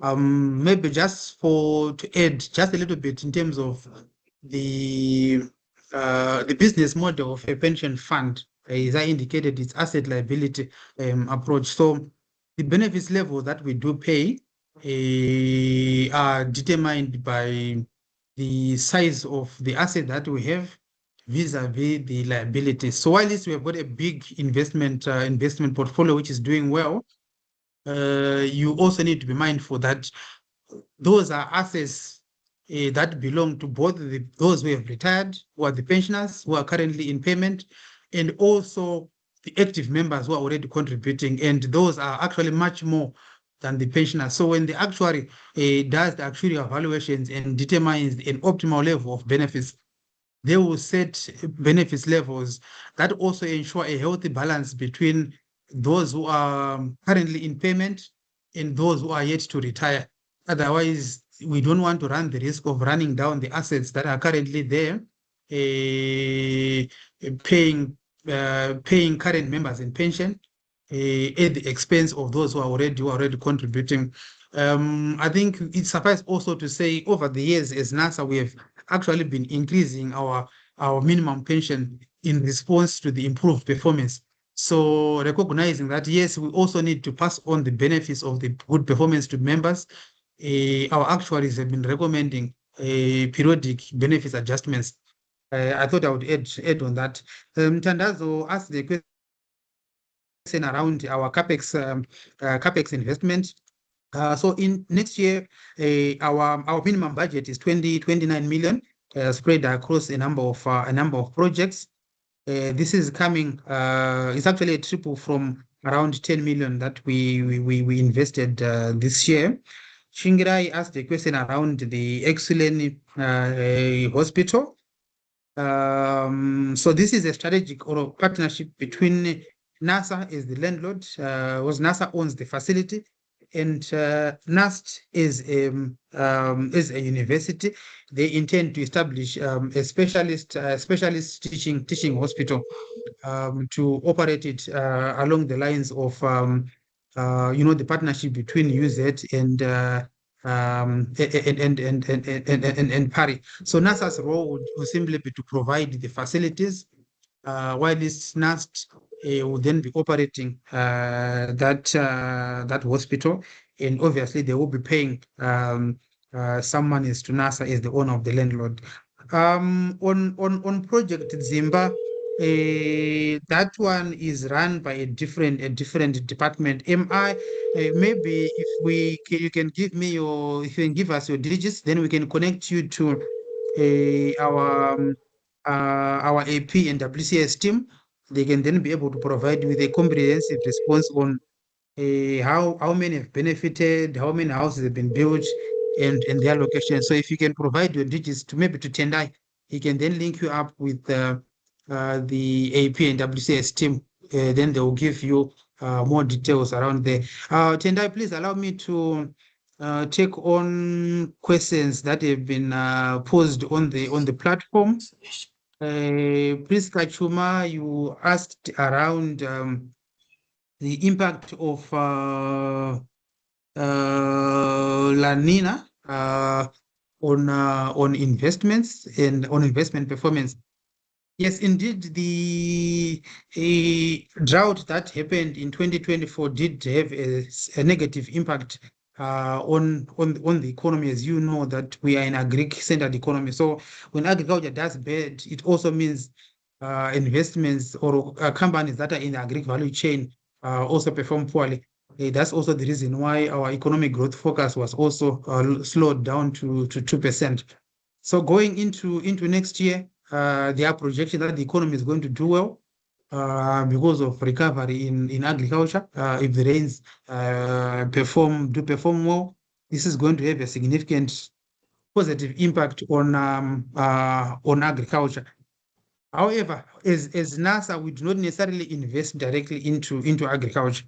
We are not an agricultural expert. What we do is we invest through vehicles who then support agriculture. So we have facilities with the banks, which then do provide directly to farmers.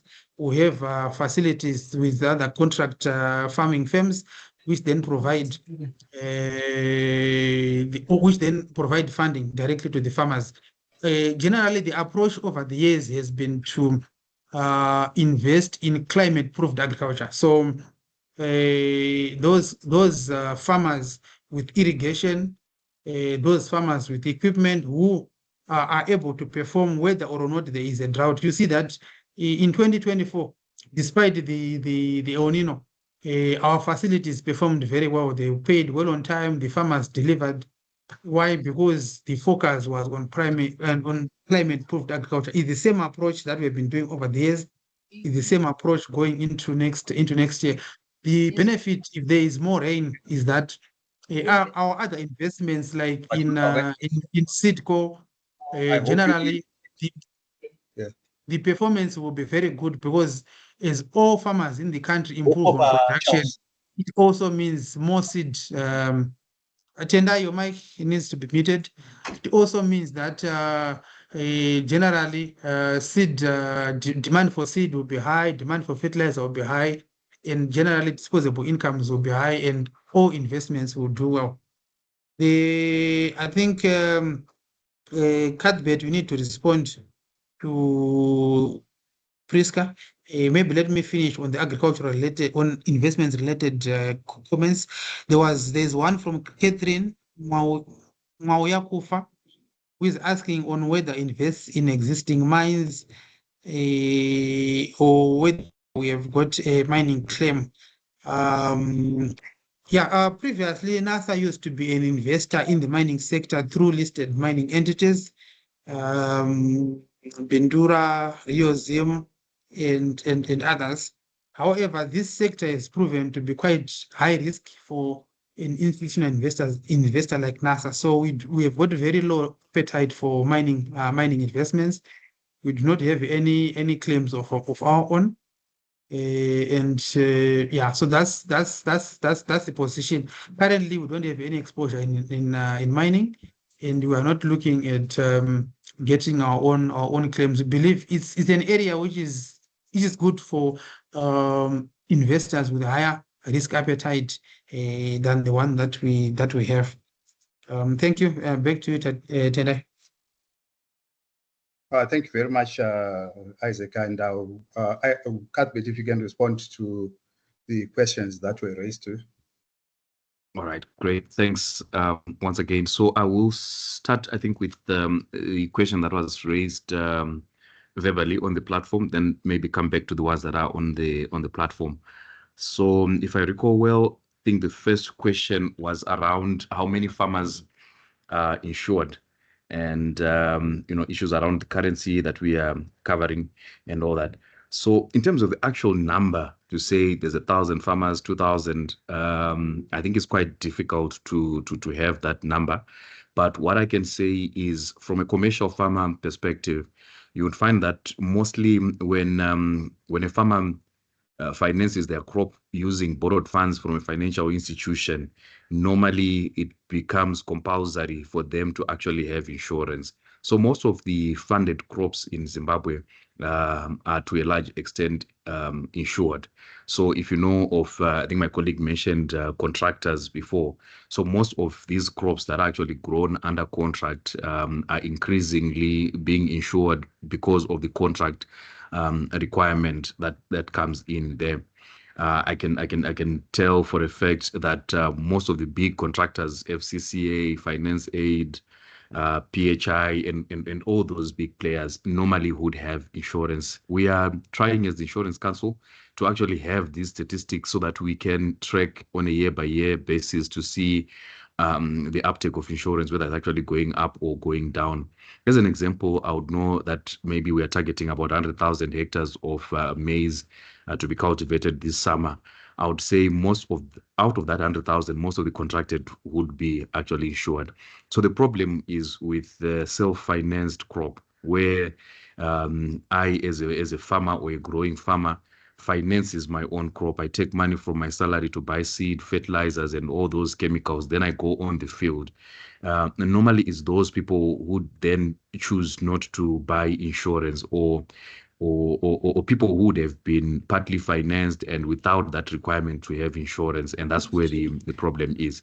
In as far as smallholder farmers are concerned, I think we still have a very small number of these smallholder farmers covered. In Goromonzi, I mentioned that we covered about 4,000 farmers this year. To date, we've only onboarded about 1,000 farmers. Of course, the season is still young. Our projections is to say maybe by end of January next year, we would have insured close to 20,000 smallholder farmers. This is through the Agro Pool or the ICZ initiatives.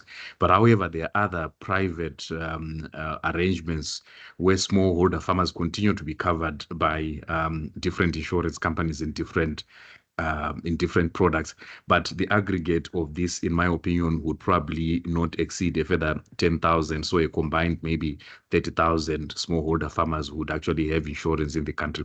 So you can imagine the protection gap that actually arises given that sort of background, that there's a huge protection gap that is still there.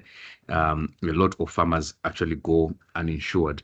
In terms of the currency, we do insure both in the local currency, which is the ZiG, and in US dollars.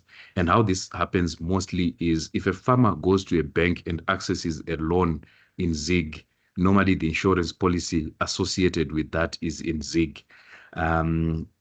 So that's how it normally happens, and we've seen this happen. But there's been quite a huge decrease in the number of ZiG loans happening and ZiG insurance contracts actually happening, as most of these are actually moving to US dollars. I think lending institutions or banks are lending more in US dollars than they are actually lending in ZiG. In fact, there is no ZiG. There's it's quite scarce. So banks actually lending more of the US dollars, and we're seeing this from the insurance policies that we are seeing that quite a lot of them are actually in the US dollar currency. And for payouts, if a policy is issued in Zimbabwe dollars or in ZiG, the payout is also going to be in that currency that it has been insured in. If it is issued in US dollars, again, the payout is going to be in US dollars. That's how normally it works. But we're also open to insuring in all the other currencies that are legal in Zimbabwe. The other questions, I think, coming out of the platform was looking at the La Nina already experiencing, and also the next 24-25. What are the key projections of the insurance sector? So we see that with the La Nina, there's going to be an increase in occurrence of these adverse weather conditions. And again, it's not really just out of La Nina, but out of how the climate variability continues to be a problem. So cases of flooding, I think, are going to be prevalent. Cases of hail, and agronomists will also tell you that pest and disease will also be on the increase if there are high temperatures, high rainfall, and all those things. And the impacts obviously are going to be felt by the farmers in terms of losses. So we project quite a growth in the number of losses that are going to happen. But we've also seen an increasing in increase in an interesting increase in the desire to consider insurance in quite a lot of farmers. But I think we still have that huge coverage gap where farmers still need to be encouraged to take up insurance. I'm just trying to scan through and see if there's another question. So the other one that I'm seeing is on the insurance pilot project in Koromonzi, where farmers got a return of $65 against $15 per hectare. Now that you are expanding, can the media safely say this can be the benchmark or it varies with areas? Please share. Okay, so last year was a very unique year in the sense that I think the weather was quite bad and the product responded quite well. I wouldn't say it's a benchmark because climate variability continues to be different year after year. So what happened last year might not be exactly what happens this year. It could be even more than the $65 or it could be even less than the $65. So it really depends on how the season turns out. And the good thing about a weather index is it is simply looking at the weather pattern and is simply looking at those conditions. And I think it's only at the end of the season that we'll be able to tell how much payout is going to be for the farmers. So one of the things that determined that payout level was also the sum insured, which is the value that the farmers had actually insured for. So again, that is another variable that comes into play. So the bottom line is that is going to be different from place to place. If you look at farmers, for example, in Bulilima, which is in Matebeleland, there, the turnout could be different from what maybe farmers in Goko are going to experience, and maybe the payout in those areas are going to be different. So my response is that it can actually be different. Why is uptake of agriculture insurance low when compared to other products? Is it an issue of knowledge gap by farmers or attitudes? What can be done to improve subscription to this crucial product? So it's largely due to awareness. I think from the research that has been done, quite a lot of farmers are not aware of the presence of insurance products, of where to actually buy these insurance products. They also feel that insurance is expensive, or they think insurance is expensive. This is before they are actually taken through that awareness sort of journey for them to actually understand the value of insurance. So what can be done to do this is to improve awareness and to improve the appetite of insurance for farmers to take out insurance. And we've been trying to do this through those pilots. So the idea of a pilot is really a proof of concept, where you want to show a farmer that if you had paid for your premium, this would have been the outcome. In some cases, premiums are actually subsidized or provided for free for them to actually see the value of insurance. So what would encourage is to create more and more awareness amongst farmers through these articles or the reports that you put in the media, just for farmers to take up insurance. You would realize that any random person or average person is more likely going to buy funeral insurance than agriculture insurance, because they know at a certain day they are going to die, or a family member is going to die, and they would require those services. And the neighbor, when they see the hearse coming, the bus coming, they feel like there's proof of this product actually working. Perhaps other forms of insurance, we don't really get to see this happen. When a farmer gets compensation for their crop which has been consumed by fire, they don't make noise about it. Perhaps it's in our culture, you just take your money, put it in your pocket, and you keep quiet. So I think we need to make noise and get other people to come on board. And again, we call on the media fraternity to help us echo that same message. So is climate change having an impact on the insurance schemes and products? Certainly it is. It is like just the example that I gave of Koromonzi. The total premium that was paid there was around $65,000. And the total claim payout was about 232,000, which is about 400% loss ratio. So you can already see the impact that is actually taking on our customers. The hail cases that you've spoken about. Speaking of AFC, in this case, our agronomist, I think, has been out the whole of last week, part of this week, including today, assessing farms. Already we have close to 30 cases smallholder farmers who have had their crop damaged by hail. This is tobacco that I'm speaking about. So last year, the whole season, I think we had about 70 cases or 70 claims, and this is within the first 2 weeks of this downpour that we already have 30 cases. So you can imagine the impact of climate change on agriculture. So it is quite huge, and I think it's something really that is important. On livestock, we've seen the impact, but unfortunately, there hasn't been a lot of livestock insurance. People don't take livestock insurance, and we've seen a lot of livestock actually die. So there is an impact on that. So if I can maybe go to the next question. Okay, I think this is just a comment. The last question: what is the impact on or net effect on insurance companies? So the structure of insurance companies is that whilst an insurance company or a direct insurance company would write an insurance contract, we also purchase what is called reinsurance. And this is, I think, a colleague from ISEC, I think from NASA, mentioned their investment in one company called a reinsurance company. And these reinsurance companies basically provide additional capacity to insurance companies. So as insurance companies, we also insure with reinsurance companies. So that to an extent reduces the net effect on insurance companies, because when we would have paid these claims, we also recover from those reinsurance structures. Currently, most agriculture insurance is heavily reinsured, not only with Zimbabwean reinsurance companies, but it goes beyond. It also goes to international reinsurance companies. Some of these risks that we actually insure, these big firms end up having their cover placed even in London, at the Lloyd's of London, or with Swiss Re, Munich Re, and all those big reinsurance companies. So the net impact of insurance companies to some extent is not very severe, not to the extent of causing a going concern issue on insurance companies. That's one.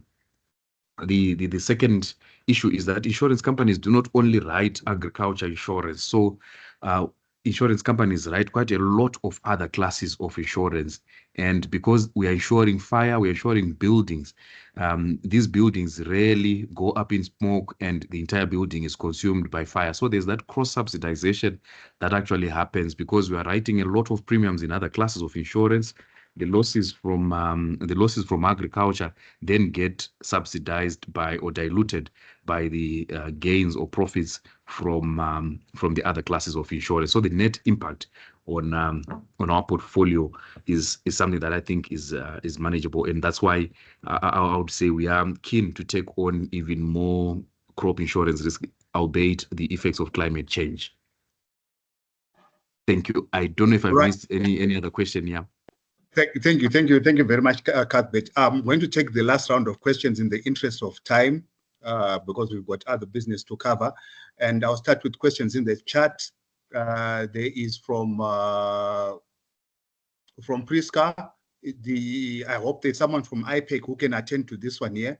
IPEC, the average compliance ratio for prescribed assets requirements remained low at 9.3% for life assurers and 14.31% for reassurers.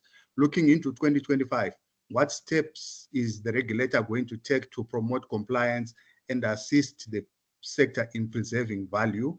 That's to IPEC. And then there's a question to NASA, something to do with investments. Yeah, from Prosper Love. Regarding some of NASA projects, we note that some of the property investments have not been fully utilized over the years. Ekuseleni, which Isaac has presented on and is given a roadmap on what's happening, and Bait Bridge Hotel are good case studies. Is it not prudent to totally dispose of these assets and channel proceeds to other lucrative ventures? He's asking about rationalization in terms of our strategy. Is it part of our strategy going into 25 and beyond? Is there another question? Yeah, I think those are the two questions. And then there is one from Robin Muchetu. If you can ask, I'll take that one as the last question. Okay, thank you. Something similar to Prosper. As a person who lives in Blawa, I've been curious about Excellent. We've written about it for the past, I don't know how many years, and it opened 24 years ago. It was constructed 24 years ago. I wanted to find out about, have there been any losses, if ever it operates in that way, even though the building is not functional? Has NASA recorded any losses because of its failure to operate? It only opened during the COVID period for just several months. And also, does the facility then need any updating now that you say that NAST is coming into, NAST Medical School is coming into to use the place? Is there any updating that is needed at the hospital? And generally, to have an understanding of what the challenge has been for the past 20 years that this building has failed to be of any use to the city of Bulawayo and beyond. Okay, Isaac, we'll start with you and then we'll go to IPEC.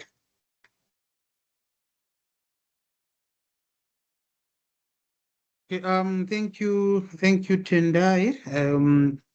I'll start by addressing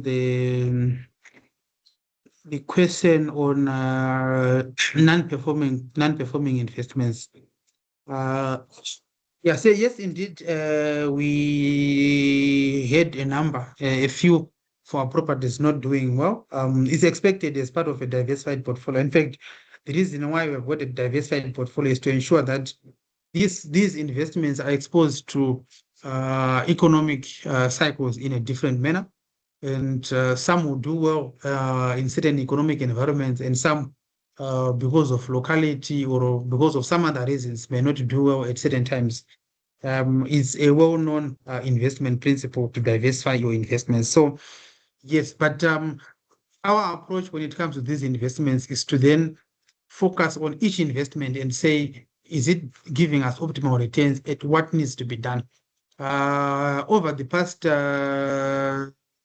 2-3 years, we have been employing a restructuring and reorganization strategy for our portfolio.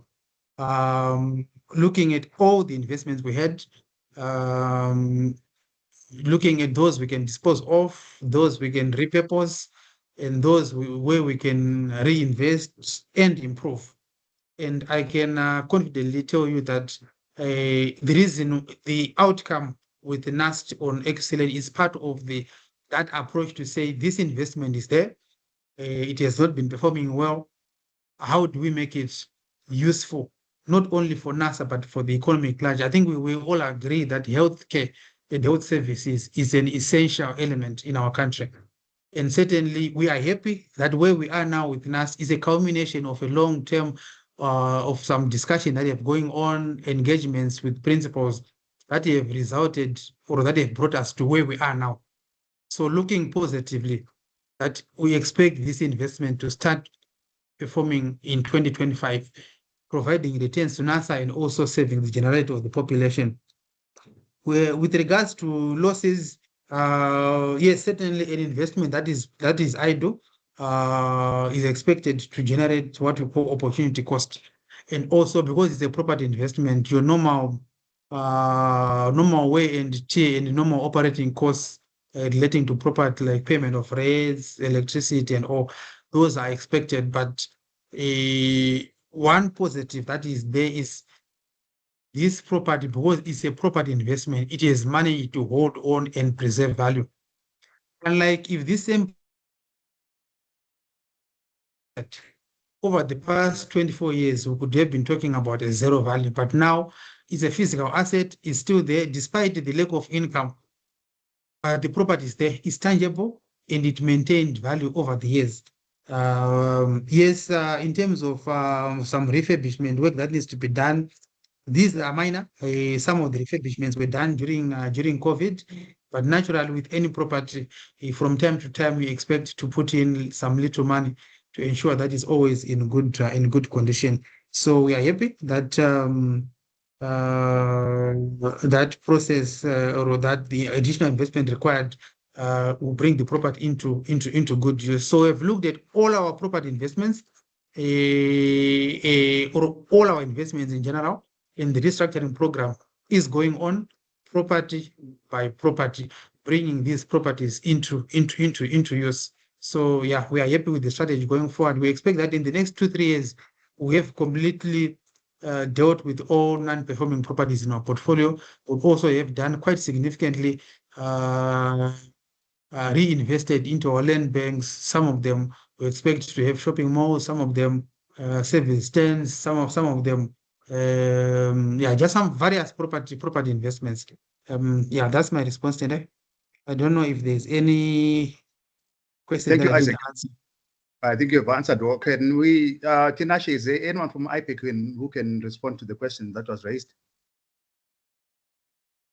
Thank you, Thank you, Tendai. Yes, Tendai. you can go ahead, Director. Thank you. Okay, thank you, Tendai. So the question on prescribed assets, yes, we can confirm that the ratios are fairly low, given that for life insurers, the ratio should be 15%, but we are looking at about 9%. But you may also want to appreciate that this is a moving target, which changes as other asset classes also revalue and their values change. So while at some point in time it might go up, the other time it goes down. So it's something that we need to be mindful of. But let me just outline what we have been doing to promote compliance with prescribed asset requirements.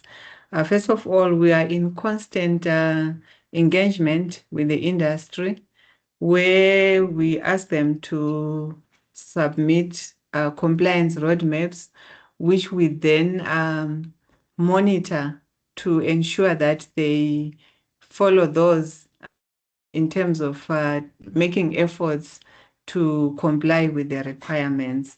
So they actually submit updates every month, which we then assess and see if there's any way we can advise them on how to proceed in terms of compliance.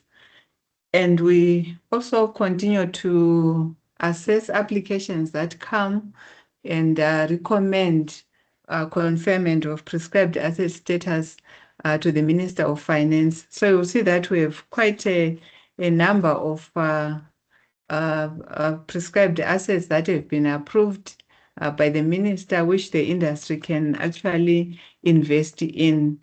And we share the approved list with the industry so that they can pick the investments that suit their investment appetite.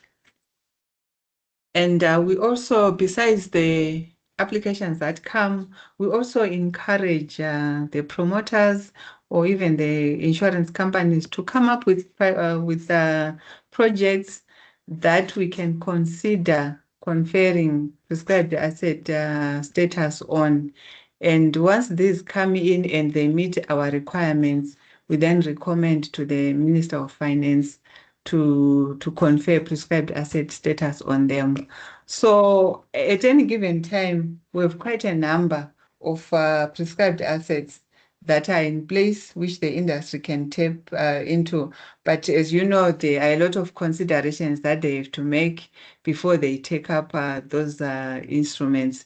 But by and large, we've seen improvements in the compliance levels by some companies. Of course, there are some that are struggling, but we have seen some improvements and we think the companies are moving in the right direction. Thank you. Thank you very much. Like I said, that was the last round of questions. If you've got additional questions, you can always ask directly to, direct your questions directly to either IPEC or to NASA, and they'll be attended to offline.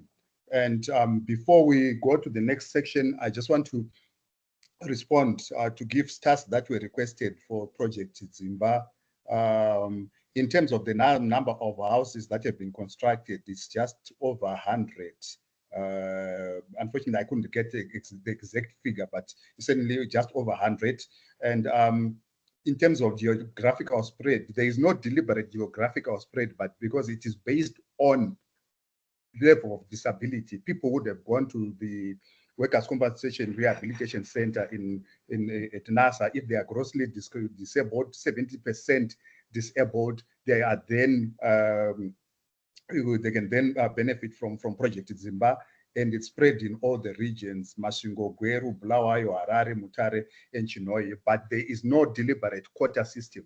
It's really based on the level of injuries. And as we speak at the moment, based on these assessments, yeah, we are looking at currently assessing 170 potential beneficiaries. So in addition to the 100 that I spoke of, we are currently assessing and determining the level of disability. And if these are found to be eligible, they will also be assisted. It's a benefit under the Accident Prevention and Workers' Compensation Fund. Thank you. Yes, I know we're now going to arguably a very anticipated segment where we are awarding winners from the third session. And for that, I'll ask Tinashe to take us through. Thank you, Tendai. While this time I'm sharing my presentation, kindly confirm you can see it. Yes, we can see it, and if you can put it in presentation mode. All right, thank you. So before I move to this section, I just want to let Priska know if she wants to attribute the remarks made from IPEC. That was from Mrs. Mary Takawarasha, who is our manager, Prudential Supervision Insurance.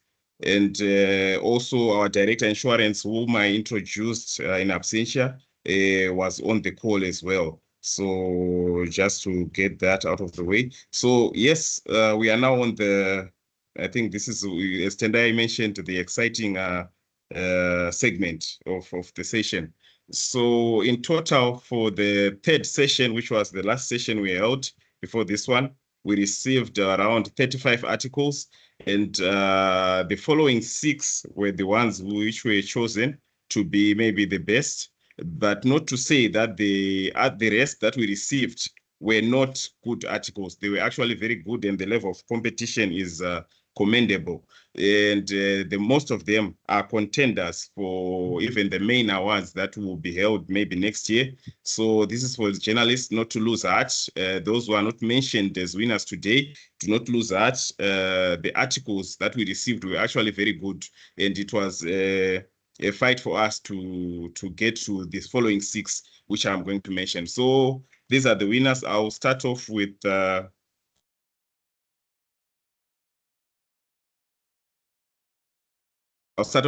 electronic media category.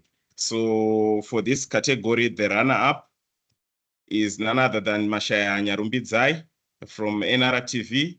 And the article was over 2,900 companies garnished by NASA. Well done to you, Rumbidzai. And you will receive $75 equivalent in your account. And the winner for this category is Chatikobo Melissa from ZTN for her work on pensioners want to be cushioned against inflation. So well done to you, Melissa. 100 USD will be coming your way in your account. Well done to you. I'll move on to the digital media category, where we have the runner-up, who is Vambe Shingirai from the Post on Sunday. His article, Lives Shattered, Hustlers Left Out of Safety Nets. Well done to you, Shingirai. 75 USD equivalent will be coming your way. The winner, Manika Kelvin from Africa Ahead, for his work, Farmers Baskets Insurance, a game changer for Zimbabwe smallholder farmers. Well done to you. And then the last category is the print media category, where we have the runner-up, Tanda Zinyoni from Newsday or Zimbabwe Independent, for his work, the revolutionizing short-term insurance in Zimbabwe, the AI advantage. So well done to you, Tandazo. And lastly, the winner, ladies and gentlemen, is Michael Magoronga from the Chronicle for his work, Mining Sector's Insurance Gap Exposed as Miners Perish from Silicosis Disasters. Well done to you, journalists, for your work, and keep writing the articles that you are writing, and they are well informed and they are well balanced. We hope you will yield good results from these articles, and we will also reward all these articles that are coming in. So thank you very much, Tendai. I think that is it from me. Back to you. Okay, thank you, Tinashe, and congratulations to the winners. And we draw to the close. I want to thank our two presenters, Cuthbert and Isaac, and for very informative and presentations. And I want to thank the participants for I think this was one of the sessions where we received the most, the highest number of questions, which shows that people were listening. And we just want to say thank you very much. We appreciate your participation throughout the year for the duration of the 2024 mentorship program. And as Tinashe said, we look forward to be working with you in 2020, 2025. Exciting things are ahead, lots of prizes to be given. And it is a journey that we've embarked on, and for the benefit of the people of Zimbabwe. So really appreciate, and we look forward to being with you again next year. And it also remains for me to wish you even ways a blessed festive. I try to address issues. Sorry, hello. Yeah, it remains for me to wish you a blessed festive period. Please stay safe and enjoy responsibly. Thank you. Goodbye and God bless. Thank you and Thank you. goodbye. Thank you. Thank you.